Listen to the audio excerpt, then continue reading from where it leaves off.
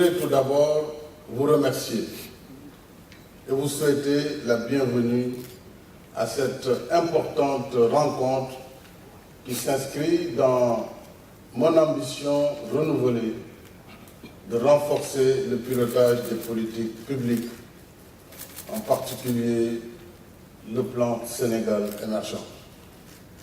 En vérité, la conduite optimale du développement requiert des comptes nationaux complets, cohérents, pertinents, permettant d'opérer des choix politiques judicieux. Je voudrais m'arrêter là pour dire qu'il ne peut y avoir une politique prospective, il ne peut y avoir une planification rigoureuse qui ne soit adossée à des données statistiques fiables qui nous permettent de partir du réel et du concret pour nous projeter vers le futur.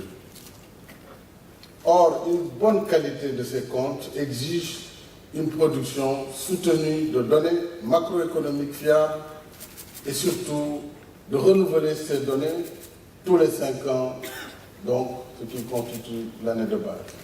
Voilà ce qui a fondé la décision engagée en 2015 d'engager donc le projet de rénovation des comptes nationaux avec 2 composantes.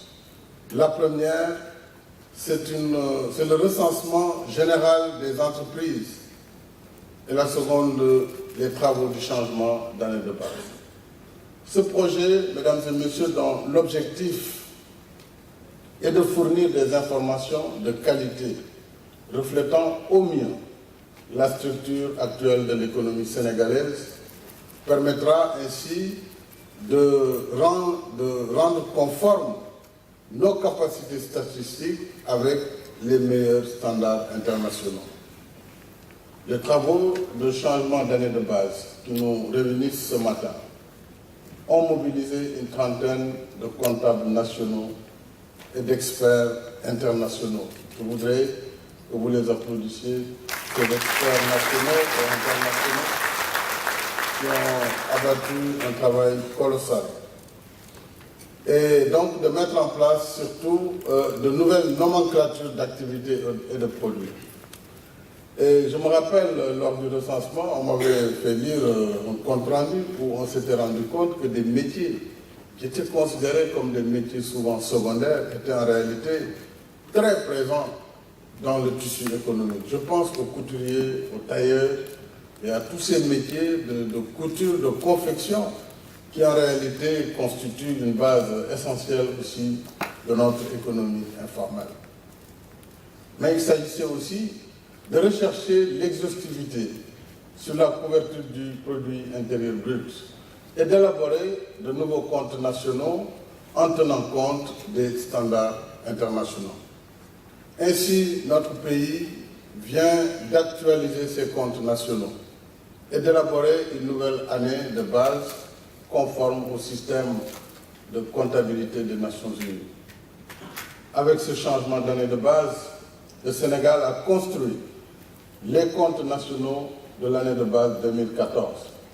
Et j'espère, Monsieur le ministre, que dans 5 ans, depuis 2014, donc c'est dire qu'on en a consommé déjà quelques années, désormais nous serons à jour comme nous avons pu être à jour sur la loi de règlement.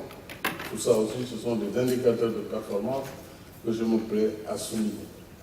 Alors ces comptes nationaux ont permis, entre autres, de mieux mesurer la contribution des différentes activités au produit intérieur brut, de mieux mesurer les dépenses de consommation des ménages, les investissements publics, les investissements privés, ainsi que la part de richesse créée par chaque catégorie d'agents économiques. En outre, les comptes nationaux des 2 dernières années, les années courantes 2015 et 2016, ont été réalisés, permettant ainsi d'apprécier avec des données de bien meilleure qualité la trajectoire récente de l'économie sénégalaise. Ces résultats, obtenus par l'Agence nationale de la statistique et de la démographie, marquent également un pas important dans le suivi et évaluation du PSE et dans le suivi de toutes les politiques sectorielles. En effet, la production de données statistiques actualisées sur le PIB, le revenu national et les autres indicateurs macroéconomiques combinés aux données à caractère social, telles que celles sur l'emploi, favorise en effet un suivi plus efficace des progrès réalisés. C'est dans cet esprit qu'une étude d'impact des projets du PSE est en cours en termes de création d'emplois. Aujourd'hui, nous sommes en mesure de pouvoir dire avec précision les emplois créés secteur par secteur. En termes d'impact également des projets du PSE, et en termes de, j'allais dire, cette étude sur l'impact des projets du PSE en termes de création d'emplois est en train d'être réalisée avec le partenariat de la Banque africaine de développement, l'ANSD et le Bureau opérationnel de suivi du plan Sénégal émergent. Et à ce titre, j'exhorte les départements ministériels et les partenaires techniques et financiers à se rapprocher de l'Agence nationale de la statistique et de la démographie pour nouer des partenariats de ce type visant à faire évaluer l'impact de vos projets et programmes sur le PSE et sur l'économie nationale. Je voudrais également dire que le travail de rénovation des comptes nationaux que le Sénégal vient d'achever avec succès, et en particulier dans sa composante de base, offre un espace budgétaire appréciable.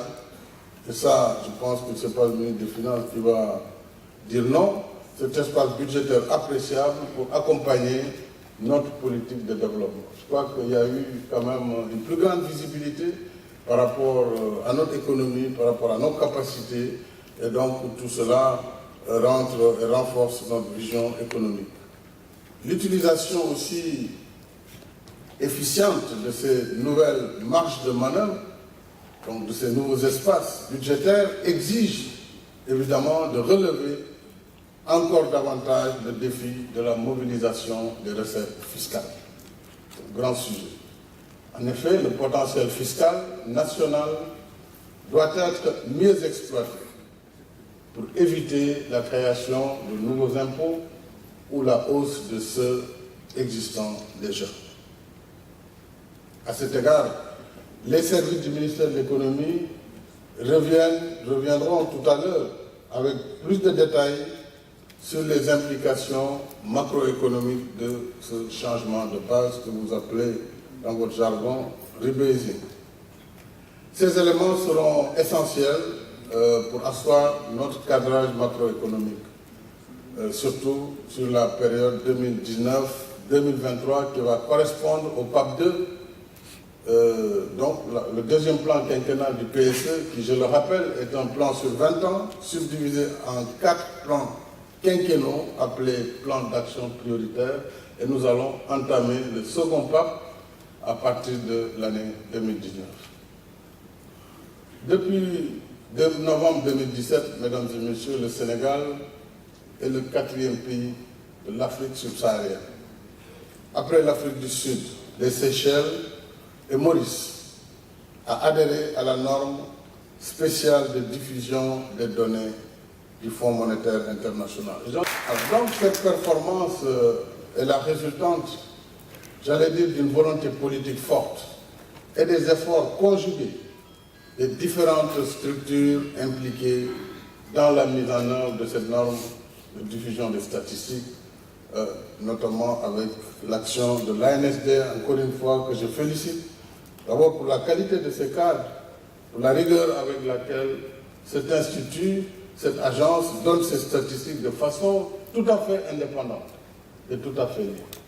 Il faudrait saluer cela. Cette structure, l'ANSD,